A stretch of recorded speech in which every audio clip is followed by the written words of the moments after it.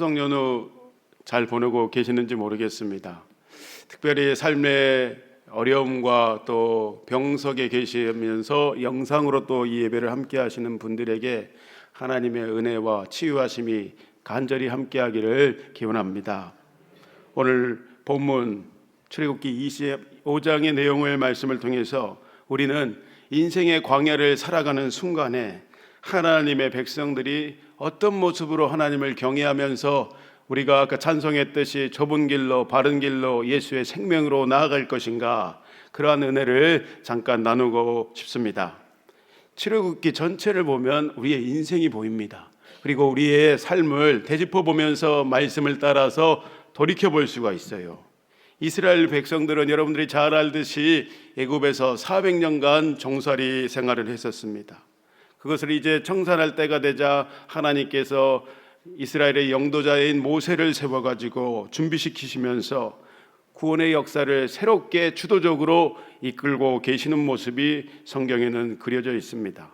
출애굽기는 1장에서 12절까지로 학자들은 나누고 있는데 12장까지의 내용을 보면 이제 10가지 재앙을 통해서 바로가 버려지지 않으니까 그들의 삶이 어떻습니까? 이스라엘 백성들이 정처 없이 살았지요. 그저 한 끼 밥만 먹을 수 있으면 내가 종으로 살아도, 애굽의 압제 가운데 살아도 괜찮다, 이렇게 아무 정체성 없이 이스라엘 백성들이 살았던 시기였습니다.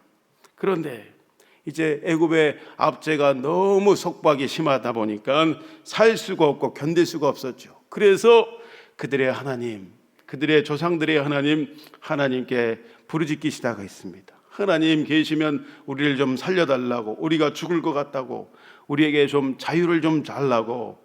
고통 속에서 이스라엘 백성들은 하나님을 찾고 부르짖기 시작했습니다.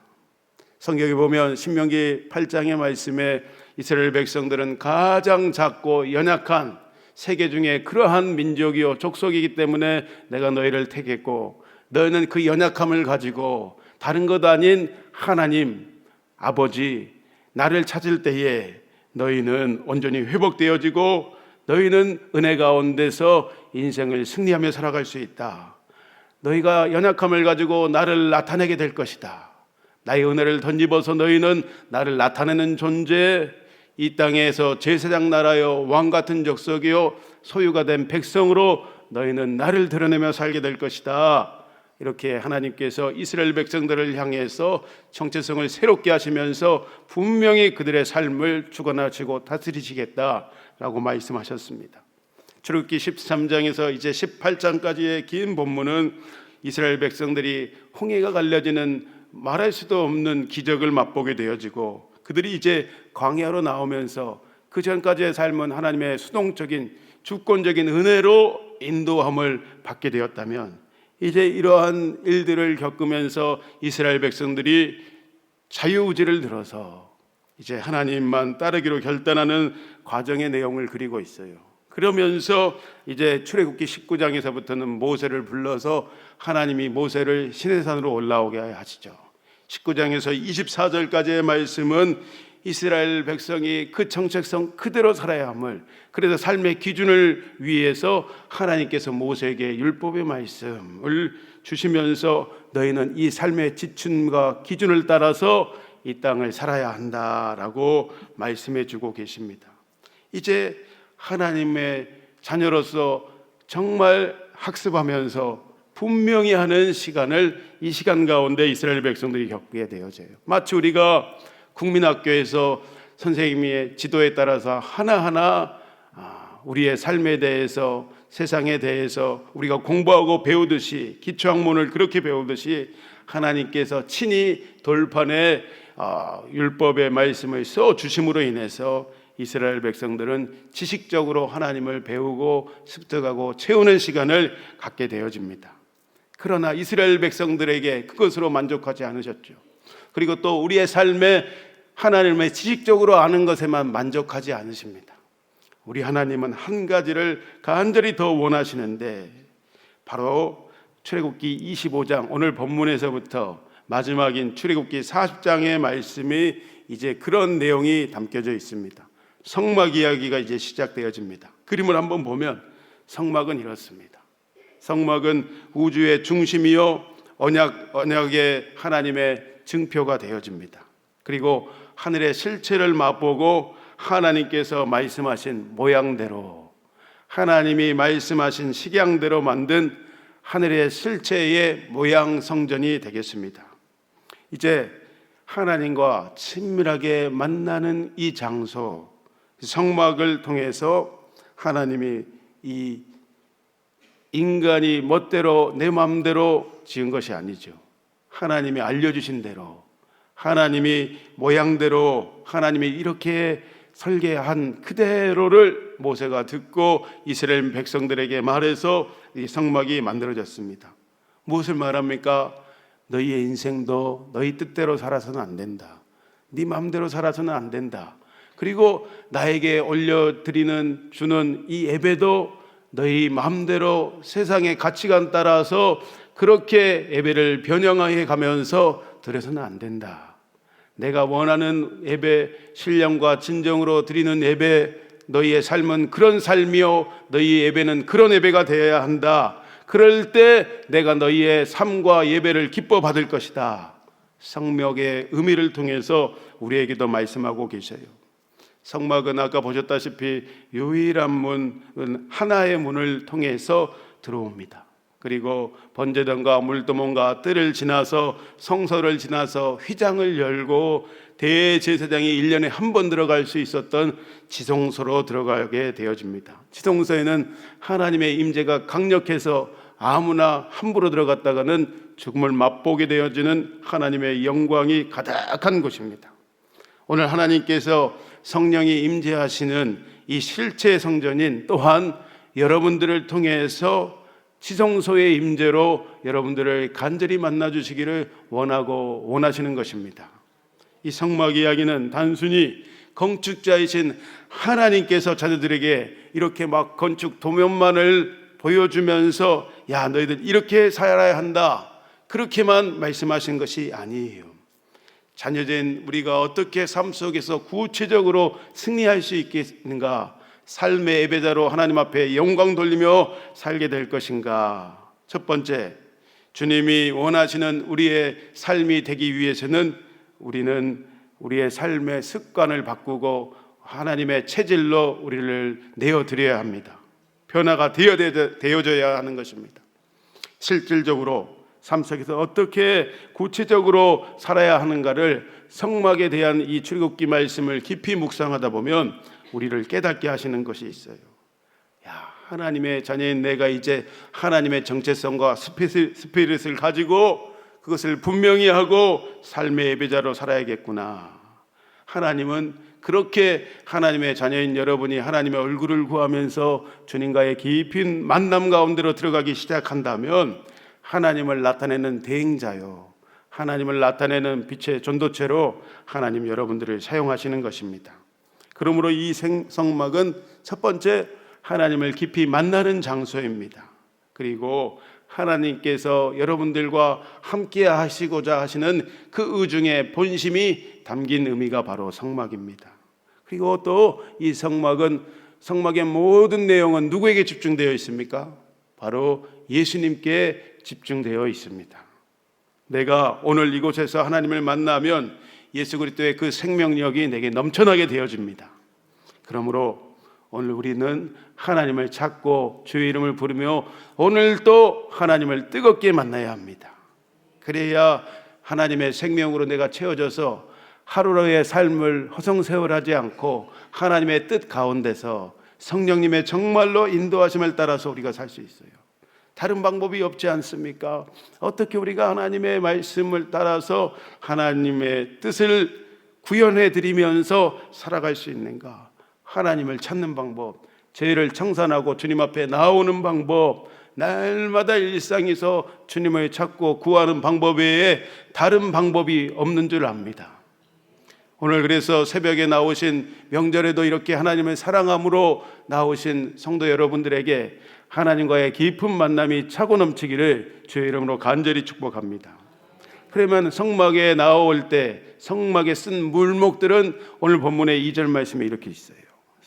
이 성막을 짓는 첫 번째 원칙은 너희들이 자원함으로, 다른 말로 예배자의 마음가짐을 하나님이 살펴보시는데, 너희들이 예배하러 나올 때, 삶을 살아갈 때 어떻게 살아야 하는가? 너희들이 기쁜 마음을 가지고 자원함을 가지고 살아야 된다. 본문의 2절 말씀 우리 다 같이 읽습니다.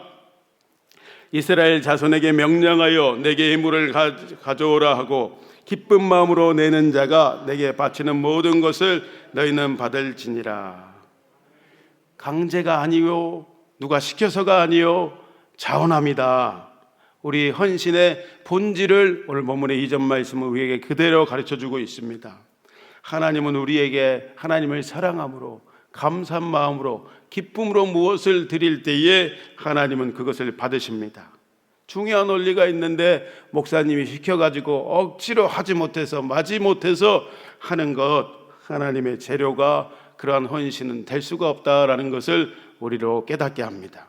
하나님은 그러므로 우리의 행위의 양이 아니라 내가 하나님을 위해 이것도 하고 이것도 하고 이것도 하고 이것도 하고 남들이 안 하는 저것도 했습니다가 아니라 하나님 앞에 하나를 하더라도 어떤 중심을 가지고 그 일을 행하는가, 기쁨과 감사와 하나님을 사랑하는 마음을 가지고 어떤 일을 행할 때 하나님 그것을 흠양하심을 우리는 말씀을 통해서 알 수 있습니다. 그러면 하나님을 사랑함으로 기쁜 마음으로 어떤 일을 행할 때 오는 유익이 있습니다. 가장 큰 유익은 먼저는 그 기쁨으로 하나님 앞에 올려드릴 때 하나님의 기쁨이 내게 부어져 가지고 나의 영적인 체질이 변화되게 되어집니다. 몸이 연약한 사람은 어때요? 자기의 체질을 잘 점검해 가지고 약한 부분을 채워주고 보충해주며 나에게 있는 안 좋은 습관들, 불균형들을 다시 고쳐서 개선할 때 우리의 체질이, 육적인 체질이 변화되는 것처럼 영적인 체질도 마찬가지예요. 억지로 마지못해서가 아니고 하나님을 사랑함으로, 하나님의 은혜가 나에게 측량할 수가 없어가지고 이 은혜의 빛을 어떻게 갚을까, 하나님 앞에 감사로 기쁨으로 드려질 때 하나님의 평강이 내 안에 차고 넘치게 되어집니다. 정말 그렇습니다. 그러므로 제가 자주 하는 이야기지만 기도할 때 의지를 가지고 내가 지금 상황이 전혀 하나님 앞에 감사할 것이 없다 할 때라도 기쁨의 우물물, 감사의 우물물을 내 안에서부터 고백하면서 퍼냈으면 좋겠습니다. 그럼에도 불구하고 하나님 고맙고 감사합니다. 나를 구원하신 그 은혜를 베푸셨으니 하나님 너무 고맙고 감사합니다. 하나님 내 상황이 지금은 이러할지라도 하나님께서 하나님 이렇게 선한 방법으로 인도하실 줄을 믿습니다. 이렇게 우리가 자꾸 기도할 때에 또 일상에서 기쁨의 우물물, 감사의 우물물을 의지를 들여서 막 퍼내야 합니다. 그럴 때 우리의 영적인 체질이 바뀌고 변화되어져요. 사탄은 어떻게 했어요? 너 원망과 불평, 낙심과 좌절해 계속해서 그것만 고백하고 거기에 머물러 있어라 하지 않겠습니까? 그런데 우리가 하나님 앞에 체질이 변화되어서 영적인 눈이 띄어서 하나님 앞에 감사함으로 믿음으로 돌파하며 나아갈 때에 사단은 깜짝 놀라게 될 것입니다. 그리고 우리 안에 하나님의 기쁨이 충만하며 하나님의 응답하심과 인도하심이 실제가 되어질 줄을 믿습니다. 하나님 앞에 이렇게 감사로 기쁨으로 우리가 고백하며 우리의 체질을 바꾸며 하나님 앞에 나아갈 때 반드시 먼저 우리의 삶에 하나님의 체험을 내 안에 경험하게 되어져요. 다른 말로는 영적인 하나님의 위로부터 부으시는 부유함이 오늘 내 안에 충만케 되는 것입니다. 하나님 우리에게 그렇게 해주시기를 너무나 원하셔요. 본문의 10절 말씀부터 그러면 기쁜 마음으로 우리가 하나님 앞에 재료를 드리고 헌신할 때에 성막 생활, 예배 생활에 선한 영향력이 끼치게 되어지는데, 첫 번째 성막 핵심 그들의 모습을 보면서 그 의미를 잠깐 살펴봅시다. 순금을 싸고 하나님 앞에 모든 기구들은 순금을 쌓여서 또는 순금으로 만들어졌어요. 순금은 변치 않는 하나님의 신성과 하나님의 거룩하심 그 자체를 말해주고 있습니다. 먼저 우리는 어떤 은혜를 받았습니까? 연약함 가운데, 죄 가운데 우리가 거하고 있을 때에 하나님 우리를 찾아오셔서 예수 이름으로 말미암아 은혜의 옷, 순금의 옷, 거룩의 옷을 덧입고 살아갈 수 있도록 우리를 바꾸시고 변화시켜 주신 은혜가 여러분과 함께 하십니다. 은혜를 받은 우리는 그럼 어떻게 하는가? 하나님이 이것을 원하시죠. 하나님이 거룩하니 너희도 거룩한 삶을 현재하면서 살아가라. 그리고 하나님 앞에서 믿음에도 지저와 절개가 있어야 하는데, 인간관계뿐만 아니라 내 앞에서 지저와 절개를 지키며 살아가라. 그래서 욥은 이렇게 고백하죠. 내가 고난 중에 나의 가는 길 오직 그가 아시오니, 그가 나를 단련하신 후에는 내가 정금같이, 내가 이제 순금같이 나아갈 것이다. 욥은 고난을 통해서 하나님을 더 가까이 만나기를 소원하고 간구하고 있습니다. 다듬어지고 연단되어서 순금같이 되어서 하나님의 영광 그 자체로 살아가기로 고난 중에 고백하고 있습니다. 불순물이 없는 우리를 고난을 통해서 하나님은 순금으로 만드십니다. 정금같이 연단된 거룩한 존재로 오늘날을 바꾸시는 하나님을 신뢰하시기를 축복합니다. 그럴 때 하나님의 영광이 내 안에 충만하게 되어지고 하나님의 임재를 더 느낄 수가 있어요. 은혜입니다. 둘째, 지성소의 중심인 증거의 언약궤는 그림을 한번 보여줘 보세요. 조각목 아카시아로 먼저는 만들어져 있어요. 순금으로 짜서 안팎을, 다른 그림 제가 붙여놨는데 혹시 한번 봐볼래요? 보여줘 볼래요? 네, 이렇게 조각목, 저렇게 밑에 그림에 언약궤 아카시아로 만들어서 안팎을 쌓아서 만들었습니다. 뜰에서 어떤가? 아까 앞에 그림에 보듯이 뜰에서는 하나님 앞에 내 죄를 속할 번제를 드려요. 우리가 예수 안에서 성막의 영광을 누리며 살아가게 되어졌는데, 성소 안에서는 우리가 예수님의 앞에 그림 한번 보여줘 보세요. 생명의 떡과 예수님을 먹고 마시게 합니다. 앞에 그림 한번 보여줘 보세요. 네, 이렇게. 또 지성소 안에서는 하나님의 약속인 예수님을 더 친밀하게 느끼고 먹고 마시면서 하나님과 깊은 교제 가운데서 하나님의 말씀을 레마로 받게 되어집니다. 계시록에서는 이기는 자에게 감춰진 만나를 줄 거라 약속하셨는데, 이 언약궤를 쌓은 것은 역시 조각목은요 옛날에 굉장히 흔한 나무, 소위 말하면 아카시아 나무였어요. 거기에 우리의 무엇을 말합니까? 우리의 인간의 죄성을 말해주고 있어요. 연약한 우리의 악한 본성을 말해주고 있습니다. 거기에 이제 순금으로 쌓였다라는 겁니다. 나의 연약함이 하나님의 신성으로 거룩함으로 채워짐을 받게 되었다라는 것을 우리는 완전히 하나님의 보혈로 덮어진, 예수 그리스도의 보혈로 덮어진 존재다라는 것을 말해주고 있어요. 아까 PPT에서 보셨듯이 언약궤에는 세 가지가 들어있죠. 만나 담은 항아리, 아론의 쌍난 지팡이는 하나님의 영적인 권위, 내가 세울 자를 세우고 패할 자를 패한다, 하나님의 주권을 상징합니다. 그리고 돌판이 들어가 있습니다. 십계명 돌판이죠. 그러면 언약궤의 뚜껑에 속죄소는 무엇을 의미합니까? 속죄소는 또 다른 말로 시은 자, 은혜를 베푸는 자리, 이렇게 표현합니다. 카포렛, 원어의 의미는 덮는다, 속죄한다, 이런 의미를 가지고 있어요.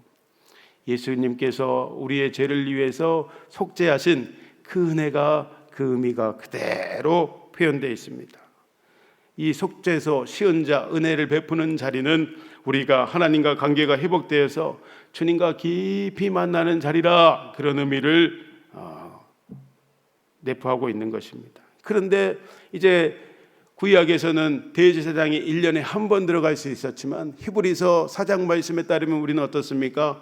때를 따라 돕는 은혜를 얻기 위해서 언제 어디서나 무엇을 하든지 때를 따라 돕는 은혜를 얻기 위해서 은혜의 보좌 앞으로 담대히 나아가게 하시는 은혜를 예수의 이름으로 우리에게 허락하셨습니다. 놀라운, 우리가 은혜의 보좌 앞에 오늘 나아갈 때에 하나님 우리를 어떻게 인도하십니까? 먼저는 내게 하늘의 소망과 기쁨으로 충만케 하십니다. 그리고 내 인생의 문제를 아랠 때 하나님이 그것을 해결할 수 있는 지혜와 명철을 주십니다. 여러분 이것을 경험하고 살아가지 않습니까? 깨어진 관계 앞에서 용서할 수 있는 마음을 주시고 회복의 은혜를 더하는 것입니다. 하나님 그런 은혜를 주셔요. 성소의 기도, 모든 기구들은 이렇게 우리가 하나님 앞에서 어떻게 살아가야 하는가, 그것을 말씀해 주고 있습니다. 본문의 23절에서 30절까지에는 진설병상이 기록되어 있어요. 한번 보여줘 볼까요? 진설병상. 등잔대에서 비춰진 빛을 따라서 이제 성소에 들어가 보면, 공간적 의미에서는 뜰에서는 우리가 번제단과 물두멍에서 손을 씻지요.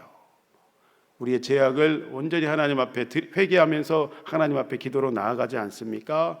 성소에서는 공급을 받습니다. 무엇을 받습니까? 떡상이 있지요. 12떡상에 전병이 있지요. 12지파를 상징하고 말씀이신 떡이신, 우리의 생명의 떡이신 예수님을 예표합니다. 예수님을 예표하는데 그 앞에는 이렇게 뭐가 있지요? 등잔대가 있지요. 비추는 빛, 역시 예수님을 상징하고 성령의 기름으로 채워져서 그 빛을 비추기 때문에 성령의 조명하심을 말해주고 있습니다. 이 31절에서 40절까지의 말씀을 통해서 우리가 볼 수 있는 것은 본문에 순금 등잔대가 또 이렇게 그려져 있는데, 다시 하나 더 넘겨볼까요? 무엇을 말합니까? 성소에는요, 우리가 뜰에서는 일반인들도 다 같이 자연의 빛, 일반적인 빛, 알든지 알지 못하든지 하나님을 이 일반원적으로 그 빛을 누리면서 사람들은 살아가지요. 그러나 예수 안에 우리가 거하게 되어지면 저기 등잔대의 의미처럼 성령의 빛을 맛보면서 그 빛이 없으면 살아갈 수가 없게 되어지죠. 더 주님과의 깊은 영광으로 나아가게 되어지면 이미 예수님이 육체로 오신 우리는 지성소로 나아갈 수 있습니다. 아까 말씀드렸다시피 때를 따라 덮는 은혜를 얻기 위해서 은혜의 보좌 앞으로 담대히 나아간다, 이 표현은 우리가 예수 이름을 붙들고 지성소로 나아갈 수 있는 은혜를 우리에게 허락하셨다라는 것을 알 수 있어요. 하나님은 이 관계로 여러분을 만나주시고 만나주시기를 원하십니다. 그 빛은요, 강력한 빛입니다. 완전한 영광의 빛입니다. 쉐키나의 영광의 빛이 되어진다, 우리에게 비춰진다라는 것을 오늘 이 성막의 모든 기구들은 우리에게 그렇게 나타내고 증거하고 있습니다. 자, 여러분 어떤 빛을 맛보기를 원하십니까? 영적으로 만족해하지 마시고 주님께로 더욱더 침노해 나가시기를 축복합니다. 그래야 우리가 섬길 때에도 우리가 섬김의 차이가 있어요. 어떤 사람들은요, 또 하나 PPT를 보면은 이렇습니다. 자신들만 그냥 내 문제에만 딱 갇혀서 사시는 분들이 있어요. 중요하지요. 그러나 영적으로 섬김의 차이, 하나님을 섬기는 차이가 완전히 달라집니다. 피동적으로 어떤 이들은 자기 자신의 문제에만 급급해서 살아가게 되어집니다. 그러나 성소의 성령의 조명하심과 인도하심을 우리가 따라 살아가게 되어지면 어떻습니까? 나에서부터 눈을 들어서 하나님께 시선이 맞춰지고 또 힘들어하는 주변의 지체들을 주님께로 인도하며 사랑하며 섬기며 사랑하게 되어집니다. 좀 더 깊이 나아가면 어떻습니까? 전혀 나와 상관없었던 지성소의 임재로 들어가면 거기서부터 주의 마음이 막 풀어지죠. 하나님의 마음이 내 마음 되어가지고 아무 상관없는 저 나라와 민족, 열방에 구원받아야 될 하나님의 사람들, 거기에 시선이 가가지고 하나님의 교회와 열방을 섬기면서 기도하면서 또 물질을 흘려보내면서 내 주신 달란트와 은사로 열방을 섬기는 은혜를 맛보게 되어집니다. 이 성막의 최종 목표, 다시 한번 오늘 본문의 25장의 22절의 말씀, 우리를 이렇게 만나 주시겠다 주님 말씀하셨어요. 우리 다시 한번 읽어봅시다.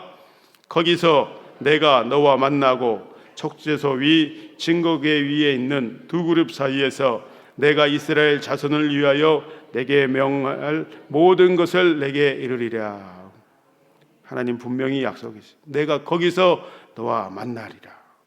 오늘 우리가 주님과 만나면 어떤 유익이 있습니까? 세상이 줄 수 없는 참 평안을 얻게 되어집니다. 자유함을 얻게 되는 것입니다.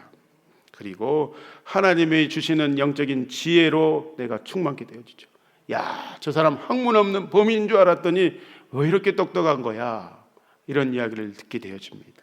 그리고 정말 사람이 주지 못하는 하나님이 자녀들에게만 주시는 세임, 하늘의 세임, 아버지 하나님이 여러분에게 주시는 삶을 역동적으로 살아갈 그 동력을 얻게 되어집니다. 그러면 세상의 광야와 같은 인생길 가운데 우리가 좀 지칠 때라도 다시 주께 힘을 얻고 시온의 대로로 우리가 달려나가게 되어집니다. 그리고 우리의 사명을 깨달아서 이 땅에서의 삶이 그냥 잘 먹고 잘 사는 데에만 만족하지 아니하고 하나님의 뜻을 온전히 분별하게 되어집니다. 하나님 나를 위해 어떤 은혜를 베푸셨는가, 거기에 만족하지 아니하고 이 땅에서 하나님의 사명자로 하나님의 손에 붙들림 바 되어서 하나님 나라를 위해 우리가 살아갈 수 있게 되어집니다. 오늘 우리는 예수 그리스도 안에서 주님이 거하시는 거룩한 성전이 되었습니다. 그러면 너희가 하나님의 성령이 거하는 전인 줄 알지 못하느냐, 바울은 이야기했는데, 오늘도 우리를 정결한 그릇으로 하나님 앞에 내어드림으로 인해서 하나님, 부족하고 연약한 나를 통해서 하나님 나라가 확장되기를, 주 예수의 이름이 증거되어지기를, 명절인데 가족들에게 하나님의 입술을 벌려서 또 섬김으로 하나님 살아계신 분임을 예수의 이름이 증거되게 하나님 나를 사용해 주십시오. 우리 그렇게 우리의 일상이 하나님 앞에 내어드림으로 하나님의 영광 그 자체로 온전히 쓰임받는 여러분의 삶 되시기를 주의 이름으로 간절히 축복합니다. 우리 기도합시다. 기도할 때에 주여, 내가 주님의 성전 되어서 기쁨과 감사의 우물물이 나에게 넘쳐나서 주님을 위해 살게 하여 주십시오. 주 예수 그리스도의 이 영광의 빛과 생명이 나를 통해서 드러나게 하여 주십시오. 하나님 이 나라와 민족 가운데 하나님 나라가 온전히 이루어질 수 있도록 자비와 긍휼을 베풀어 주옵소서. 주여 한번 외치고 기도합니다. 주여, 하나님 감사합니다. 우리가 하나님의 놀라운 자비와 은혜로 예수의 이름으로 말미암아 아버지 하나님 주의 거룩한 성전이 되었습니다. 이제 내 안에 주님의 기쁨이, 주님을 향한 감사의 고백이 차고 넘쳐지게 하여 주옵소서. 그러므로 주님 위에 더욱 살아갈 수 있도록 은혜의 은혜를 더하여 주옵소서.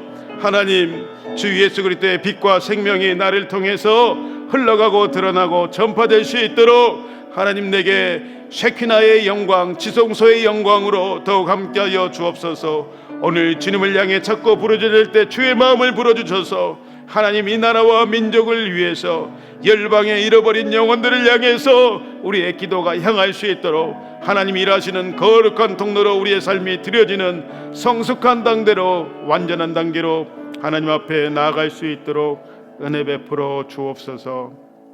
하나님 감사합니다. 추석 명절에도 하나님을 사모함으로 이렇게 하나님 전에 나와서 기도하고 예배하는 귀한 하나님의 자녀들 가운데 하나님 셰키나의 영광으로, 지성소의 강력한 임재로 하나님 은혜 베풀어 주시고 하나님 오늘도 우리를 만나 주옵소서. 우리를 위해 이제 더 이상 살지 아니하고 부르신 우리 모두는 이제 더 이상 하나님을 위해 살기를 소원하고 결단한 자들이오니 우리의 삶을 통해서 오직 주님만 높임 받으시고 영광 받아 주옵소서. 그렇게 하실 주님을 찬양하며 감사하며 예수님의 이름으로 기도하였습니다. 아멘. 주여, 주여.